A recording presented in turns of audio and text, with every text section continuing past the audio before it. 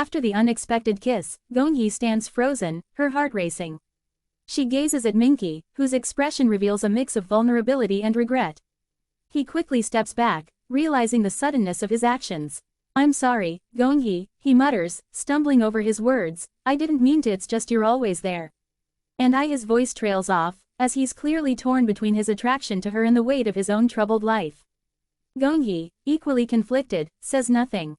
She's bewildered by her feelings. Her heart tells her one thing, but her mind warns her about Minky's complicated world.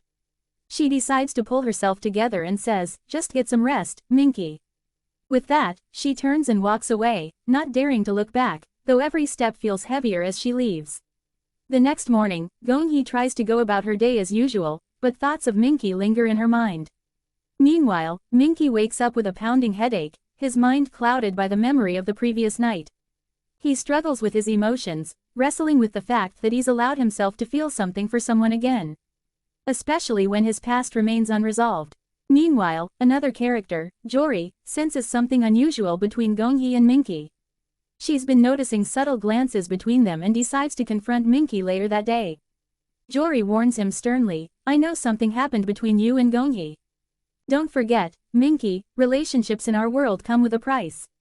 She reminds him of the responsibilities and secrets he bears, leaving him even more conflicted. Later, when Gongyi and Minky cross paths at a work event, they're forced into a tense but polite exchange. Both of them attempt to mask their emotions, but the electricity between them is palpable.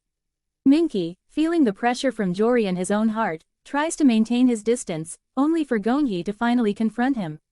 Whispering, "Why did you kiss me, Minky? What are we doing here?" Just as Minky is about to respond, a sudden interruption occurs. Jory walks in, and the atmosphere turns icy. Gongyi realizes that any future with Minky won't be easy and may bring more heartbreak than happiness.